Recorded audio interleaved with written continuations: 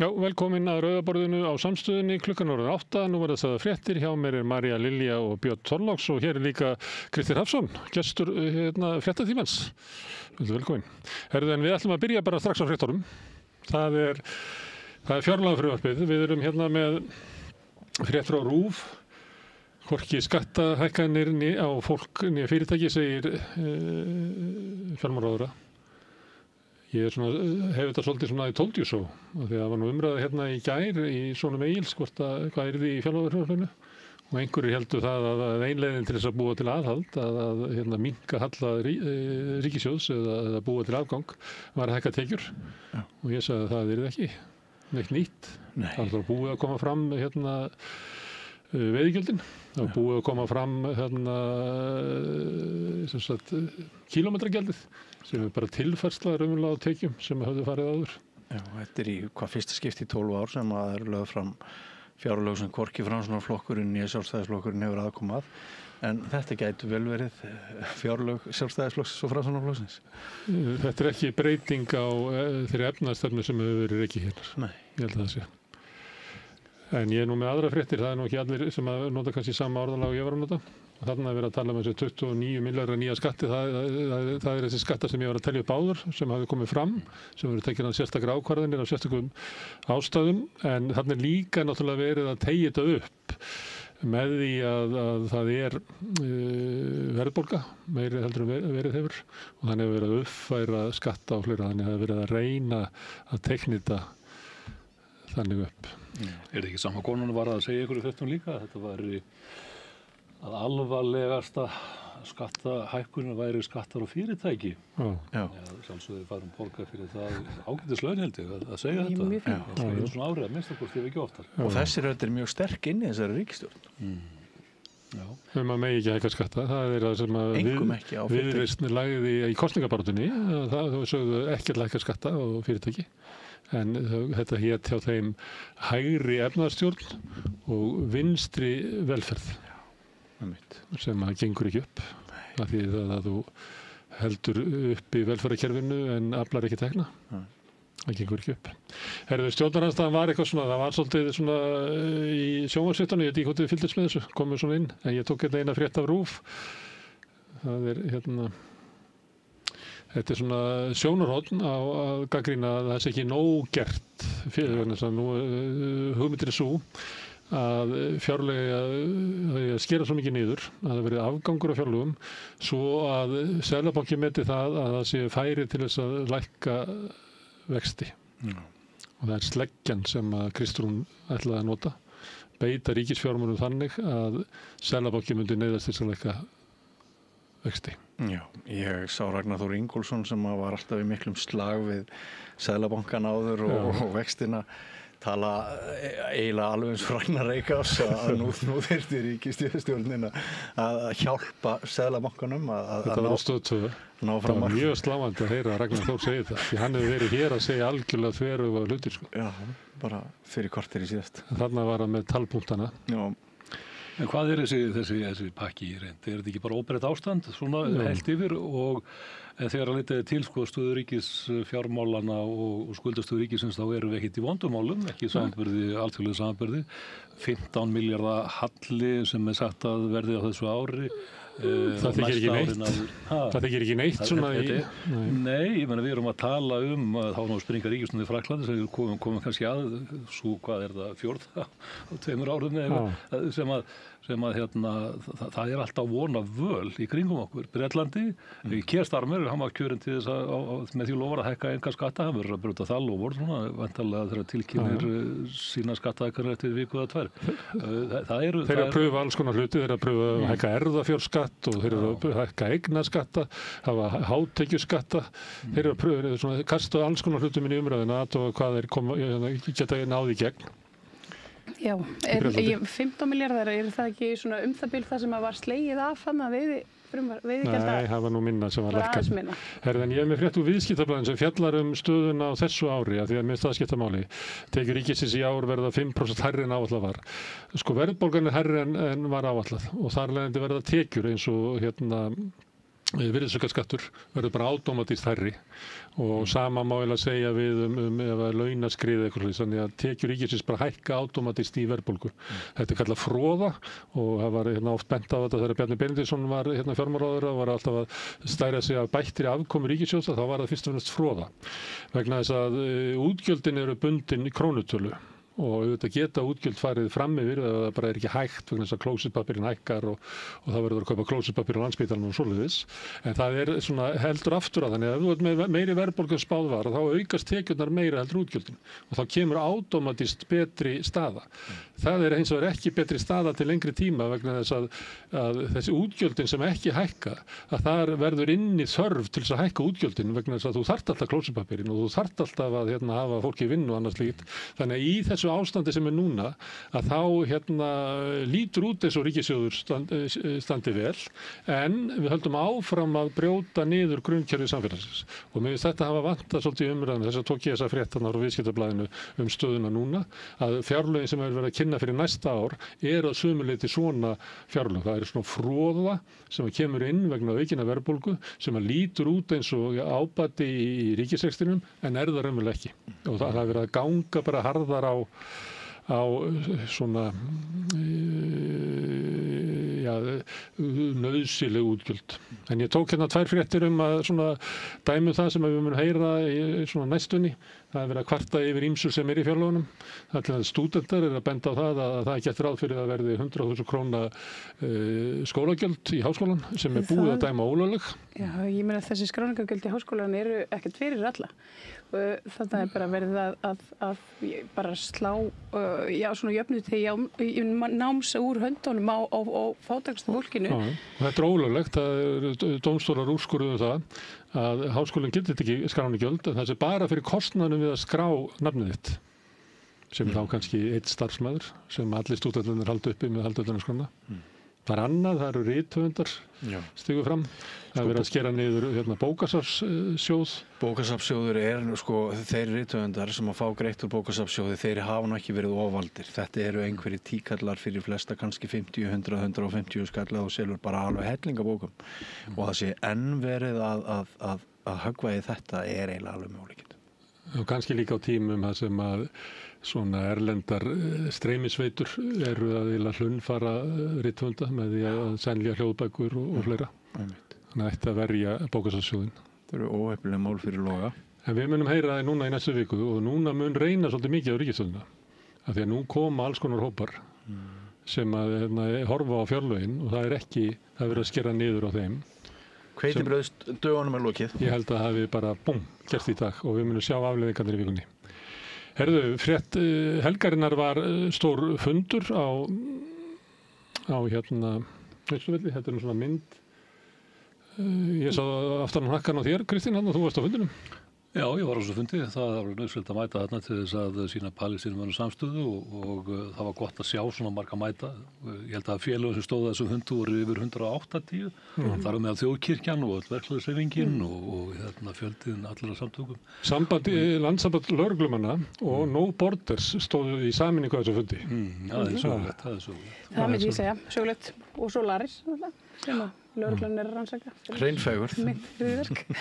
Og ég held að frá mínum bætur sem var krafan af fundinum, ef við segjum að fundunum hafi verið ályktunar bær, ef svo má segja, alveg skýr og tónninn var þannig sem að kannski kristallaðist í mjög merkilegri og harðorðri ræðu Ingibjargar Sólrúnar Gísladóttur fyrir verandi formanns Samfylkingarinnar og utanríkisráðherra sem að held ég hafi ramma fundinn með bara kröfu alvöru aðgerðir og það var alltaf mín skynjun þarna niðri í bæ á þessu fundi að það var almennar undirtektir undir það að fólk og þjóðin vill hætta einhverjum móðsöðu og kjaftaði og grípa til alvöru aðgerða. Og kröfuna voru sem hún lagði fram hún nefndi að slíta stjórnmálasamstarfi, það var að rifta fríverslunarsamningi EFTA við Ísrael, hætta í Eurovision og fótbolt og körfubolta þar sem að fjöldamorðingjum boðið til sætis. Bara sniðganga. Það voru fleiri atriði sem nefndi. Já, hún nefndi það að við tækjum þátt í færum fyrir hlýða Suður-Afríku í kæru gagnvart Ísrael. Já. Herðu, en áður en við förum yfir í viðbrögð ríkisstjórnar við þessu, þá ætla ég að fá aftur myndin af fundurum. Já, þetta nefnilega annar fundur. Þetta var fundurinn helgina og svo voru fólk að dreifa á Facebook til samanburðar fundi sem að Ísland þurfti að flokka hélt. Jú, þeir vildu nefnilega meina það að þetta hefði verið fjölmennari fundur. Já, einhver í Ísland þurfti að flokka hélt í fram. Herðu, en það voru skýrar kröfur og sumleyti var þetta eins og þjóðfundur og ég upplifði það að þetta væri krafa þjóðarinnar og þú nefndir öll þessi samtök sem að voru og það sem að var merkileg ræða Ingibergar Sólrúnar því að hún, annars var þetta samstaða með Palestínu en hins vegar þetta kröfur okkar stjórnvöld og ég held að engi sem var á þessu fundi hafi efast það að fundur varu það að við vorum nú viljum við gera kröfu á Íslands stjórnvöld að við gera eitthvað og það var boðað að það eru tilkynntar aðgerðir og það voru síðan kynntar fyrir utanríkismálanefnd klukkan 4:30 í dag og svo mætti Þorgerður Katrín í alla fréttatíma og heldur hún sé í Kastljósi með að vera í Kastljósi og þarna hún á Stöð 2 og þarna Páll Óskar á fundinum og svo hún að svara Páll Óskar hvernig fannst ykkur hún svara kröfum þjóðarinnar? Sko, ég ætla bara svona, þú veist ég bjóst ekki við miklu, ég ætla bara að segja það svoleiðis, en hún talar núna þjóðamorð og hún talar svona hún talar að vera erfitt að skilgreina það í Kastljósi einmitt og útskýrði hvers vegna hún sagði að þetta var svona lagatæknilegt og okkur svona, þetta bara allt sem hún hefur sagt áður en hún svona farin að tala og við viljum ekki sjá morð á börnum og annað slíkt, hún talar að við ætlum samt ekki að fara ótrúðnar slóðir sem að þvert á það sem ganga lengri en aðrir. Já, sem þvert á það sem við ætlum að ganga gengin spor. Já, heldur betur, við ætlum bara svona og læðast eiginlega eftir hinum löndunum. Það svona sláið sér upp á þessum skorti á hugrekki og því að nýta sér sérstöðu Íslands sem smáríki sem oft hefur getað í krafti stöðu síns einmitt verið í fararbráti. Þetta versta sem hún gerði eftir að hafa raunverulega hafnað öllum kröfum fundarins og kröfum Palestínumannum stuðning. Þá sagði hún, en við ætlum að sjálfsögðu að halda áfram að gera það sem að Palestínumenn vilja, að nota rödd okkar. Sem að Palestínumenn eru kannski að segja að ekki fleiri orð, við verðum að fá ykkur aðgerðir. En hún lætur eins og það sem krafa Palestínumanna að hafa fleiri orð. Já, hún segir, hún talar náttúrulega líka að Hamas sleppi gíslunum og komi ekki að uppbyggingu í Palestínu eftir að þessu líkur sem henni kemur í rauninni ekki við mínum mati en ekki skennamál. Kristín, hvernig fannst þér ríkisstjórnin svara kröfum fundarins sem þú varst á? Mér fannst nú eiginlega bara að vera að gefa þessum fundi fingurinn. Það ekkert öðruvísi. Þetta eiginlega algjör móðgun við þá samstöðu sem fundurinn sýndi og að ég tel alveg ótvírætt að almenna samstöðu í landinu að sé gert eitthvað. Þarna verið að boða það sé ekkert gert og eins og þú segir og þið, ég menna þarna bara verið að boða það að fólk ætla að vera í einhverju taglnýtingshlutverki hanga aftan á taglið aftasta hestins þá ekki að taka nein afgerandi skref og þetta alveg ótrúlega auðmingjalegt og virðingarleysi við þjóðina og til hábornar skammar og ég ætla að vona það að Ingibjörg Sólrún tæki nú upp símann og hringi í kollega sína í flokksmaskínunni og lesa þess yfir þeim því að þetta líka móðgun við hana. Þetta móðgun við fólk sem vill aðgerðir og það að boða svona auðmingjarlegan tilbúning. Þú talar froðu í tengslu við fjárlögin, þetta froða í pólitísku alþjóða starfi. Að tala að það eiga að fjara út einhver fríverslunarsamningur og endurnýjan ekki, hvaða rugl Hún segir það, mér segir ekki, hún segir bara að það alltaf ekki að bæta við þarna einhverju vöru sem Ísraelsmennir eru byrjar að framleiða. Það ekki að bæta því inn í samningi. Það var að tala að setja komubann eða gera það á persónu grata. Ben Gvir og Smotrið sem eru urrandi drábarar og landtökubyggðum Ísraela og ekki beint að leið til Íslands alveg örugglega til Íslands og það ætti náttúrulega bara að bjóða hann til þess að handtaka það og setja þá bara hérna fyrir dómstóla á grundvelli fjölmorðasamningsins sem við höfum tekið í íslensk lög og síðan sá ég það í fréttum hérna að eitt af því sem hún sagði var að fara upp að hlið með greinagerð kæru Suður-Afríku gegn Ísrael. Ég veit ekki hvað því. Hann sagði þennan ekki. Hún sagði ekki að við kemum og undir styðja kæruna. Við ætlum bara að senda greinagerð sjálf. Við getum verið bara beinir aðilar. Við getum verið beinir aðilar sagði kæru sem sjálfstæði þjóð. Það erum við ekki að fara að gera. Þannig að við erum ekki að fara að gera neitt. Það sem þjóðin sagði ekki gera ekki neitt. Það sem Palestínumenn hafa sagt við umhverfið, við íslensku þjóðina og við stjórnvöld hér sem annars staðar ekki bara bladra á því ekki fleiri orð. Nei. En hérna að því að hún að segja að segja eitthvað flókið með þjóðamorð þá var hann hérna Sigurður Örn Hilmarsson sem mun sittast inn á þing fyrir Sjálfstæðisflokkinn, lögmaður í rétti og formaður lögmannafélagsins eða ekki, hann var það allavega. Hann var hérna í Sonum Egils hérna í gær. Og hann sagðist bara ekki skilja þetta tala hvort það væri þjóðamorð eða ekki þjóðamorð. Þannig að vera menn að búa til eitthvað svona lögfræði heiti. Í vonum að geta verið eitthvað skjól í því að það væri eitthvað óljós. Þannig að þetta einhverju lögfræðingar að koma fram og segja okkur þetta. Við getum séð þetta bara í sjónvarpinu. Og það geta bara allir séð þetta. Þetta er þjóðamorð. Þannig að það sé eitthvað óvissa að þetta sé þjóðamorð. Já, ég meina svo hafa þetta bara samtök og helstu sérfræðingar þjóðamorð hafa stigið fram og sagt þetta er þjóðamorð. Þetta er sannlega þjóðamorð sem að þið eruð að upplifa sem þjóðamorð. Og æ fleiri fjölmiðlar bara gefast upp fyrir því og bara fara að kalla þetta þjóðamorð. En ég fæ hérna skipuleggjendur mótmælana hérna á eftir og í Rauðaborðið og fólk sem að mætti og við fórum að gerum þetta svolítið upp. Gerum upp þessa kröfur og svona vonina sem kviknaði. Þessi undansláttur með þetta sé eitthvað svona lagatæknileg skilgreining og þurfi úrskurð dómstóla náttúrulega ótrúlegt virðingarleysi við þá tugir þúsunda einstaklingar sem búið að myrða og börn. Þú veist, við erum vitni af því. Við erum með vitni af því þegar það tekið í gikkinn og morðin framinn. Þannig að það leikur enginn vafi á glæpnum og við ætlum að fara að máta hann við þjóðamorðsamninginn sem er alþjóðasamningur og alþjóðalög. Já, gott og vel, þau eru dálítið á pólitískri túlkun, en við tókum þennan fjandans-samning inn í íslensk lög, íslenskan refsirétt, gerum það vissu seint, en þar geta hver og einn farið bara inn og lesið hvað telst þjóðamorð. Það er engin vafið þar. Þetta er algjörlega skýrt og klárt. Nei, eru þið fyrir til Spánar, það er El País. Akkurat. Þar er þeir voru að samþykkja algjört vopnasölu bann til Ísrael. Þetta er aðeins bara kraftmeiri aðgerð.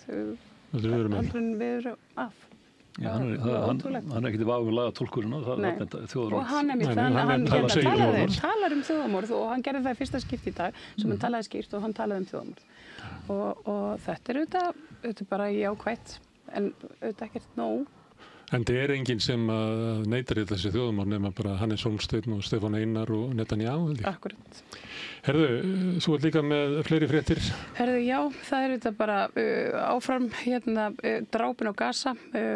Það hafa verið bara svona gengdarlausar árásir bara allar sólhringinn og þetta er eins og bara í hverjum einasta fréttatíma segi ég frá því að það hækka alltaf tölunar. Það er alltaf, maður sér alltaf að það ég meina þetta voru kannski 8, svo eru þið 10 og nú þetta er vegna. Meðan við hraðan, þá getur reiknað með að verða 2 drepnir á meðan við erum með þennan fréttatíma. Akkurat, þannig að þetta er svolítið þannig.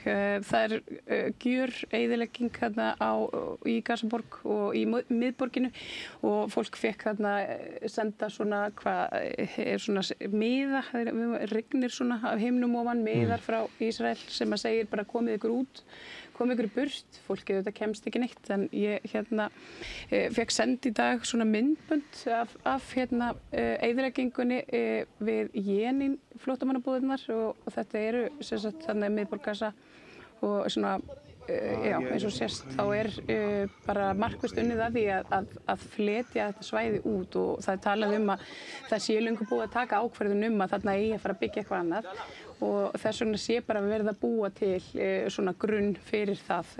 Þetta En rökunum í úrskurði alþjóðasamtaka þjóðarmorðssérfræðinga að þetta væri þjóðarmorð voru að 90% af öllu íbúðarhúsnæði hefði verið eyðilagt. Akkurat, það sést mjög vel þarna. Þannig að já, eins og sást að þetta sem var rosalega lífleg borg ekkert nema rústir einar. Það ekki látið það við sitja heldur og voru þeir í dag, ég held í dag, að rústa háhýsi 20 hæða háa eða svo sem var höll mannréttinda á Gaza, mannréttinda höll Palestínumanna sem náttúrulega symbolísk aðgerð, jafnan af jörðu. Það á engu eira þarna. Nei. Við erum með fleiri fréttir. Herðu, já, þetta, ég með fannst þetta svolítið áhugavert. Google fær þessar $45 milljón frá Netanyahu og hans ríkisstjórn fyrir að dreifa svona haspara eða svona áróðri fyrir ísraelsk stjórnvöld og ég veit ekki hvort þið hafi tekið eftir þessu en þetta hefur svona verið að poppa upp ef maður er að horfa á YouTube þá koma auglýsingar svona á milli eins og það matur á Gaza og annað slíkt. Nú verið að kalla eftir sniðgöngu Google og Microsoft, það auðvitað erfitt, það ekkert annað og ég meina við sendum út á YouTube hér við rauðaborðið þannig að Þú getur farið til Símans. Já, svo það hægt. Já, og getur líka hlustað á útvarpið og spilari.is á netinu. Útvarpið alltaf best. Sko þetta stef af miklu starra máli sem samsekt þessara stóru tæknifyrirtækja í hreinlega framkvæmd þjóðarmorðsins. Google til og með því aðeins kafa honum þá og hitt menn sem hafa starfað hjá Google í Zürich. Það eru tveir megin póstar í Google Evrópu, annars vegar í Dublin og í Zürich, þar þessum 5.000 manns starfandi. Þar á svissnesku deildinni svona höfuðstöðar á kjarni, gervigreindar og hýsingar og klárt að þar var verið að ferla upplýsingar sem notaðar til þess að miða út og eyða lífi á Gaza. Þannig að samsætt þessara fyrirtækja mikil og það gríðileg ólga inn að vekja þessa fyrirtæki því að vera pínt þess að taka þátt í þessu. Og ekki bara Google, þetta líka náttúrulega önnur stórtækni fyrirtæki sem við verðum eiginlega að fara að þrýsta á. Já, þetta reyndar áhugavert þá verið að tala í þessu samhengi að fara að nýta íslenskar auðlindir undir gagnaver. Varstu ekki með fréttasamstöðinni? Jú, á fréttasamstöðinni. Ég gleymdi að taka það til. Það ein fréttin frá Haaretz sem það voru 6 gyðingar drepnir á strætóstofustöð. Og það náttúrulega þegar það stjórnlaust ofbeldi þá ofbeldinu svarað með ofbeldi. Og mér vil að koma óvart að það hafi ekki verið fleiri svona fréttir því að það algjörlega óbærilegt líf fyrir palestínumenn og ekki bara inn á Gaza heldur líka á Vesturbakkanum þar sem þeir mæta gegndarlausu ofbeldi allan daginn og óttast líf sitt vegna þess að almenningur vopnaður og almenningur í Ísrael náttúrulega fyrrverandi hermenn sem hægt að kalla inn aftur í herinn alveg eftir 60 sekulis. Þannig það eiginlega furðulegt að hafi ekki verið meira af þessu fréttum. Já, og það er mikil umræða þessi mál í heitupottinum í Vesturbæjarlaug þessa dagana og það eru mjög margir sem stytta þessi leið og tala ekki síónista, heldur bara Ísraelsmenn. Og það ekkert skrítið að þetta fari aðeins á þetta svona gliðni aðeins til. Þetta auðvitað fólk sem var drepið þannig í dag. Þetta auðvitað fólk sem býr á landtökubyggðunum, þetta fólk sem persónulega sá til þess að fólki sem þar fyrir var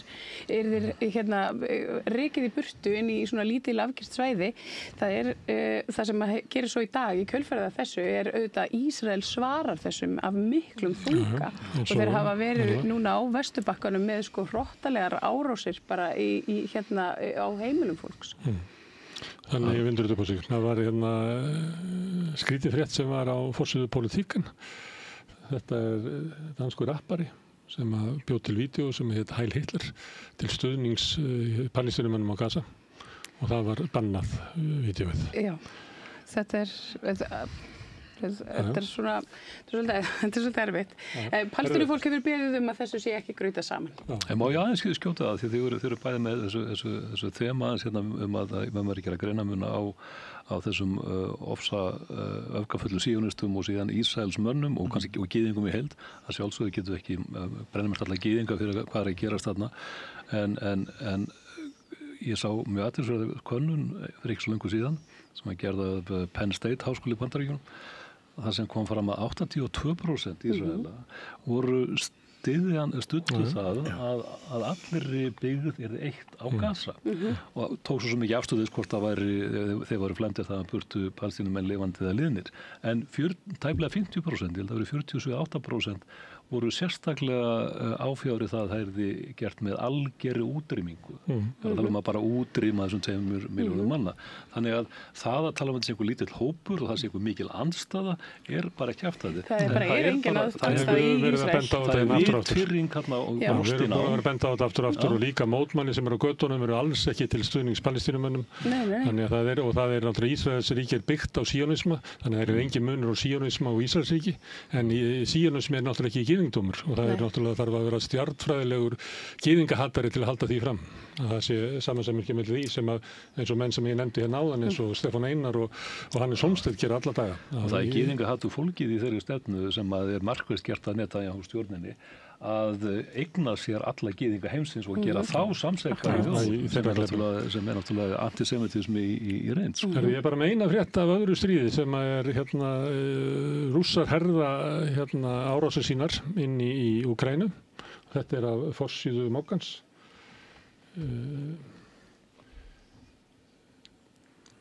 Það er Rússar sækja fram. Konur í stjórnarráðið. Það er fyrir einhverjum 3 vikum voru við að ræða um fund Putin og Trump í Alaska. Þá voru ýmsir að halda að það myndi geta leitt til friðarsamninga, en það er bara langt frá því að það sé að gerast. Nei, er þetta ekki bara, og svolítið okkar ábyrgð líka, ég meina Þorgerður Katrín talar um það í öðru samhengi að Ísland ætlar að halda áfram að tala fyrir friði, en bætir svo í með því að ýta undir hernað. Það var samþykkt að auka framlög Íslendinga til Úkraínumanna. Einhver vopnakaup voru í því, en Íslendinga voru líka að kaupa svona tjald, líkhús og fleira sem voru að senda hana. Kæligám fyrir lík. Herðu, en þetta átti kannski að fylgja með fréttunum af Gaza. Það er frétt af RÚV. Ísland tekur þátt í Eurovision. Með fyrirvara? Með fyrirvara. Já, en fyrirvarin bara, ég náði því nú ekki alveg, en mér skildist að fyrirvarin væri sá að það myndast sátt Stjórn Ríkisútvarpsins er klofin, einhverjir fulltrúar gömlu flokkana, Framsóknarflokks og Sjálfstæðisflokks og fulltrúar Miðflokks, þeir vilja fá skilaboð frá ráðherrum og ríkisstjórninni. En hinir vilja að Ríkisútvarpið taki sjálfstæða. Nú eru slóenar að lýsa því yfir að þeir ætla ekki að taka þátt í Eurovision. Það er að segja ef að Ísrael verðum. Ef að Ísrael verðum, sem er eðlilegt þegar þú ert boðinn í kvöldur að borða og ég er til að koma en ekki ef að fjöldamorðinginn á að vera að sitja þér í hásæti. Já, ég skildi ekki þess að frétta nákvæmlega vegna þess að við ætlum að tilkynna að verðum með nema að það komi eitthvað annað út fyrir einhverjum samráðsvettvangi innan EBU sem að ég veit ekki hvað og var ekki skýrt nánar. Þannig að það er svona aftur þarna að vera sami anskotans auðmýkjaskapurinn og linkindin að geta ekki tekið sjálfstæðar ákvarðanir og bara tekið að skarið. En af hverju þeir ekki meirihlutin bara þessu ákvörðun? Ég næði nefnilega ekki alveg það sem Stefán er að segja. Það er eins og að miðflokkurinn hafi bara neitunarvald, þetta er öryggisráð Sameinuðu þjóðanna. Ég held að þau þurfi öll að samþykkja. Ég held að það hafi verið, ég minnir að hún Dilja og einhverjir, hvað er Dilja á Mörður eða einhverjir sem sátt þessu stjórn voru útskýrðu þetta einhvern tímann einhvers staðar í viðtali og þá voru þið að tala um þetta. Það þyrfti að vera allt bara fullt samþykki allra stjórnar til þess að ég bara veit ekki heldur. Það væri þá til þess að segja sig úr evrópsku samtökunum. Það getur verið það væri litið á það sem væri eins og breytingar á stoppsamþykktum RÚV. Þetta er ekki þannig. Það má bara alveg sleppa því að taka þátt í Eurovision. Ég held að Stefán geti ákveðið þetta sko. Það sé engin spurningu, þetta er að taka þessa ákvörðun og þó að það hafi einhver afleiðingar þá bara við taka með þeim afleiðingar. Spurning hversu verðmætt prinsipið og hversu verðmætt samfæringin. Já, svona fyrir utan það bara að það allir hættir að horfa í Eurovision af því að það bara nennir enginn að horfa og eitthvað svona pinkwashing á það ekki alveg rétt sko, það voru 40% þjóðurinn sem horfði síðast á Eurovision. Já, en ég meina það var miklu herra, það var 80. Já, það er 40% sem að horfa. Herðu, það í Noregi var verið að kjósa, hérna er Aftenposten, gríðarlegu fögnuður, þetta er á fundi verkamannaflokksins. Það er rauð-græna blokkin er með meira, ég er líka með útgönguspá hérna af flokkonum. Þar er hérna sjáið að verkamannaflokkurinn er með að vinna pínlítið á. Framfaraflokkurinn er að vinna gríðarlega á, meðal annars út af miklu tapi hægriflokksins og miðflokkurinn sem er annars konar flokkur heldur en miðflokkurinn á Íslandi, hann sprengdi ríkisstjórnina út af 4. orkupakkanum sem kannski miðflokkur Íslandi hefði viljað gera, en hann er ekki að gera gott mót, kannski vegna þess að hann sprengdi ríkisstjórnina. Og sósíalíski vinstri flokkurinn, Rautt er að vinna þarna pínlítið á. Græningjarnir sem voru á tímabili, við tölum það fyrir rúmri viku, það voru ekki inni en fóru síðan í mikið flug og kristilegir ná líka inn á þing og þetta er frjálslyndi flokkurinn, VAF nær líka inn á þing, það er alltaf í hættu þarna niðri. Þetta þýðir það að Störe þarf að móta nýja ríkisstjórn með flokki sem sagði sig úr. Og ég með eina frétta því að Íslendingar hafði áhuga að spurja hann. Hann sagði að ESB-aðild væri ekki á dagskrá, meðal annars út af þessu að sko, orkustefna Evrópusambandsins er mjög óvinsæl í Noregi og ágætt að við höfum þetta hérna með að því að stundum er sagt á Íslandi ef að normenn myndu ganga inn í Evrópusambandið þá verðum við að gera það líka vegna þess að Evrópusambandið myndi ekki nenn að halda EES uppi á Noregs. En miðað við þetta og hvernig kosningarnar hafa þróast þar að það hafa verið alls ekki snúist það að Noregur sé á leiðinni í Evrópusambandið, bara alls ekki. En það kom fram í fréttir Ríkisútvarpsins í kvöld þar sem þeir sendu mann út að eiginlega allir kjósendur sem rætt var að við voru að ræða það að þeir hefðu viljað hafa ESB það voru einhverju fjórir sem var að tala við og þeir voru að kvarta yfir því að kosningamálin hefðu verið skattur á innan ríku, svo skrítið að þykir það einhverjum undarlegt í okkar heimsluta að það sé kosningamál. Því það held ég sé og verði kosningamál mjög víða. Þannig ég held þetta úrtak sem var hann í RÚV, þessi fjórir, sé ekki skakt. Nei, það var talað um það og það var líka talað um að umhverfismálin væri ekki á dagskrá, en þau voru á dagskrá í norsku kosningunum. Þannig það voru mörg mál sem voru á dagskrá þar sem eru vanalega ekki hér. En Störe líklegur áfram? Já, ég held að. Það er núna síðast ég inn á norska ríkisútvarpinu þá rauð-græna blokkin, þetta er svona mið- og vinstri flokkar með 89 þingmenn en hægri blokki með 80. Og þannig ég held að hann sé bara langlíklegast að verkefnaflokkurinn muni halda áfram að leiða ríkisstjórn í Noregi með litla breytingar. En það féll ríkisstjórn í Frakklandi. Við erum með frétt frá Le Monde, þetta nú tekið svona meðan að verið að ræða þetta. Þarna hún í pontu hún Le Pen að segja að það sé ekki valkostur, heldur skylda að fella þessa ríkisstjórn. En síðan féll ríkisstjórnin og það er François Bayrou sem hvað það sé 4. forsætisráðherrann á tiltölulega skömmum tíma. Já. Kanntu að telja? Ég held ég að lesa eftir það. 4. Þannig að næstu verið svo 50 vantilega. Það er náttúrulega stjórnarkreppa í Frakklandi og búin að vera lengi. Ræðst meðal annars að því að Macron var kosinn forseti en hann fjari ekki þingi með sér eins og oftast gerið.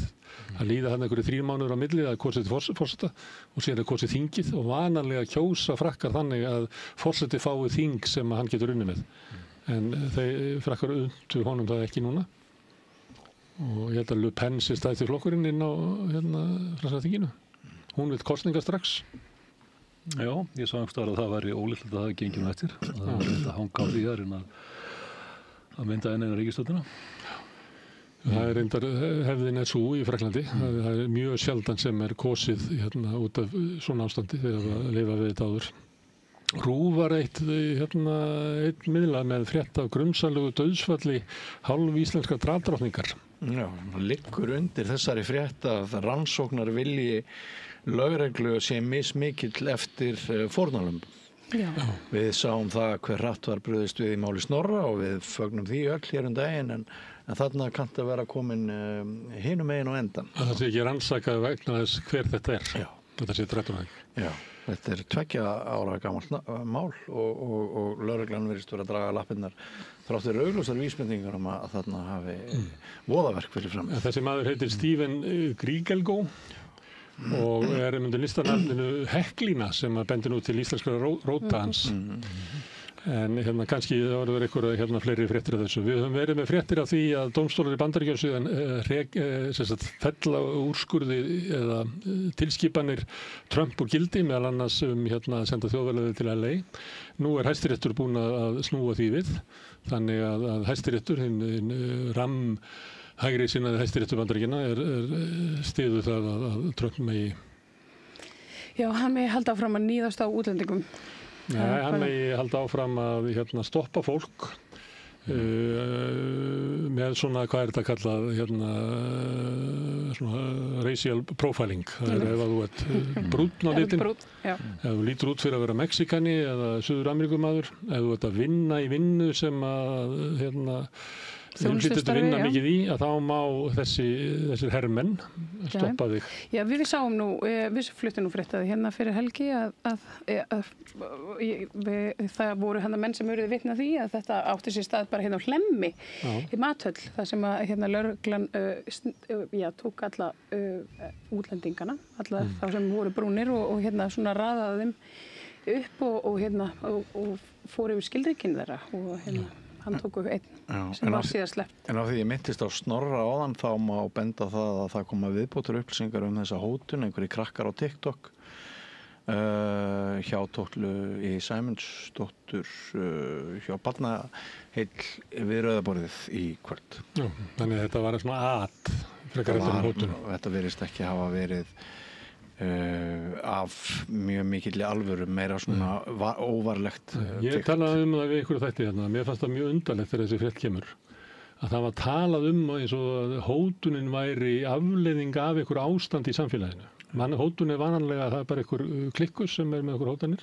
En þannig það var til mótvægis við það sem hann var að gera, sem í sinni stöðu. Það sem hann var eiginlega út frá stöðu sinni að vera með svona það var ákveðið spinn í því hvernig það var.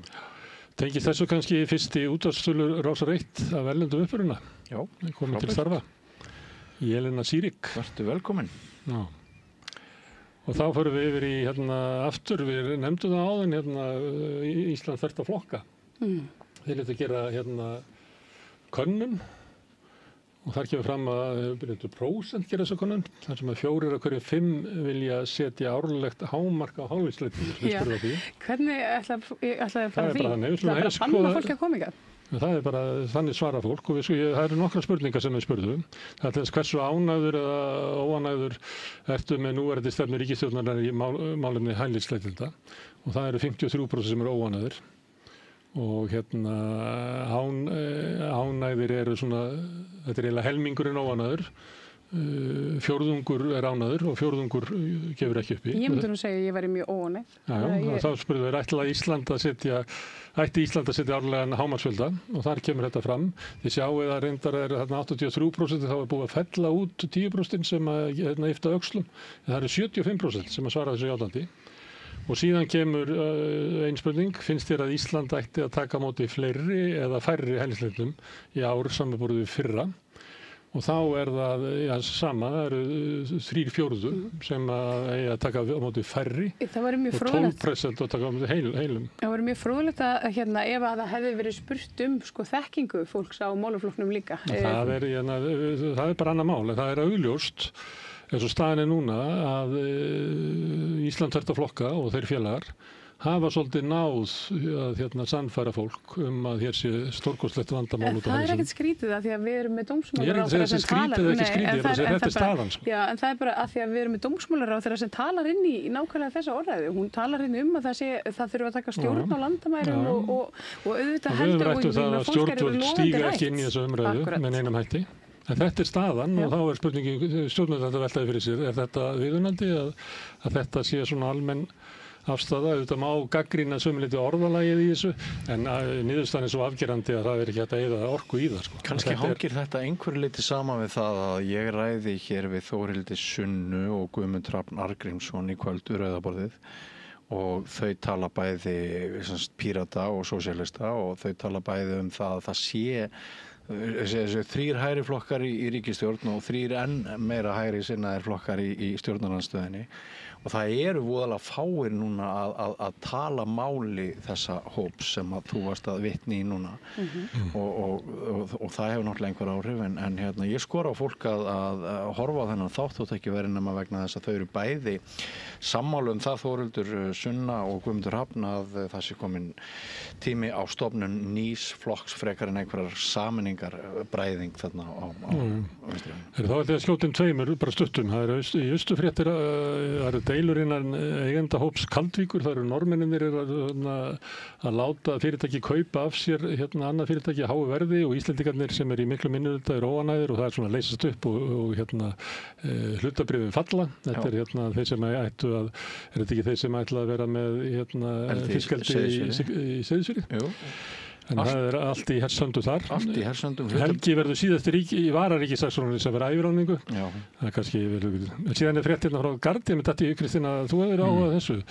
Þetta er frétt stofnun nýs flokks, Corbyn og Sultana. Ég hef verið að leita þessari frétt svona í meginstraumsmiðlunum og þú ert nú mikið úti í London. Og ég hvernig fara þér að segja fréttir af þessu þegar ég held þessu 750 pluss búin að skrá sig þarna. Það var ekki fyrir í dag sem ég sá eina frétt í Guardian. Þykir þetta ekki frétt í Bretlandi að þessu 800.000 manns búin að skrá sig í nýja flokk? Já, ef ekki segja á 900.000 sem er búin að skrá sig á lista nýs flokk sem ekki er búið að stofna. Og það er náttúrulega, kemur mér ekkert óvart að þetta er svona þöggunarmál sem að engum hugnast að segja mikið frá, hvorki hægri eða vinstri pressunni og nú er náttúrulega Guardian náttúrulega bara starmer snepill, þannig að það er ekki þeir ætla ekki að hampa neinu það sem kemur frá Sultana og Jeremy Corbyn sem að ég þekki ágætlega og góð einu, en það sem er magnað í tengslum við þetta er að það er nýlega komið könnun sem sýnir það náttúrulega að Farage fer með himinskautum og er stærsti flokkur landsins. En þá vantar þessa púli hérna inni, en það var önnur könnun sem var bara gerð réttuna fyrir mánaðamót og það sem spurt var, getur þú hugsað þér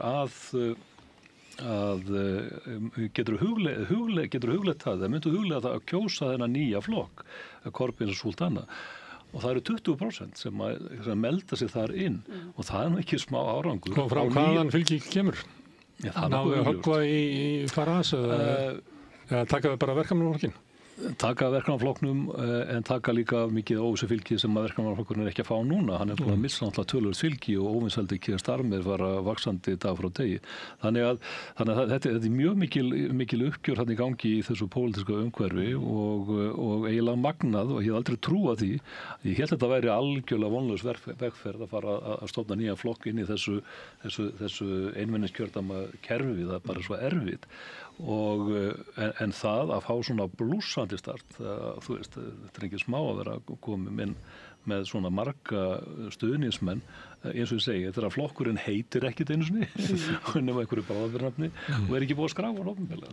Þetta er svakaleg hreyfing, þannig að það er margt að gerast þar í breskri pólitík. Það er gaman, kannski ég fæði til þess að ræða það sérstaklega.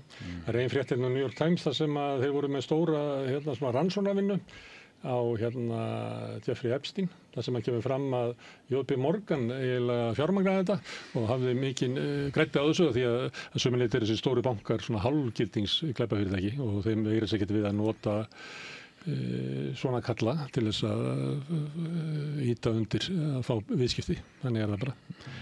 Mannlíf var með fréttir að Áslaug Arna, hún er ennþá á þingfaralaunum en ekki? Jú, ef ekki kalla þetta bara krútt fréttagsins að Geðsvætt. Já, þessi efnilegi námsmaður á kostnað okkar almennings hefur fengið núna 3,1 milljónir króna og meðan hún hefur verið í námi erlendis og þá er ekki talinn allur annar kostnaður. Fæ kannski mynd sem hún sjálf postaði á Instagram, þetta er heilmikil farangur hjá henni þarna á leiðin út og það er mennilegur stúdent að fara okkur, eða ekki? Hún þarf ekki að taka hún þarf ekki að taka námslán sem er þetta ekki bara ánægilegt? Jú, herði, þetta er gríðar ánægilegt. Ég getum sagt frá því að það voru einmitt 3 milljónir sem ég skuldaði hérna lánasjóðnum og komst í vanskil með og það var pappinnar Áslaug Örnu sem að sá blóðu og innheimtu. Já. Herðu, þá er þetta lokinn á fréttunum. Kristín Hrafnsson, takk fyrir að koma hérna sem gestur til okkar. Takk fyrir að koma þér. Já, við erum að þróa hérna fréttatíma og erum að pröfa ýmislegt. Marja Lilja og Björn Þorláks, kærar þakkir og ég bendi áhorfendum á að hérna framundan er Rauðaborðið. Ef þú ert að horfa á YouTube eða Facebook þá þarftu að fara af þessu þræði og finna nýjan. Þá heldur dagskrársamstöðin áfram en ef þú ert að horfa á í sjónvarpi eða hlusta í útvarpi eða eitthvað slíkt þá þarftu ekki að hafa neinar áhyggjur. Rauðaborðið er hérna rétt handan við hornið, við höfum smá auglýsingar og svo byrjar Rauðaborðið. Jæja krakkar, þetta er síðasti dagurinn minn. Ég ætlaði náttúrulega aldrei að fara að vinna sem leiðbeinandi. Ég hef náttúrulega aldrei lært þetta að kenna. Ég lærði nefnilega hagfræði. Hæ krakkar, ég er nýji kennarinn ykkar. Ég er búin með 5 ára kennaranám og ég hlakka til að vera með ykkur þangað til þið útskrifist. Fjárfestum í kennurum. Kennarasamband Íslands.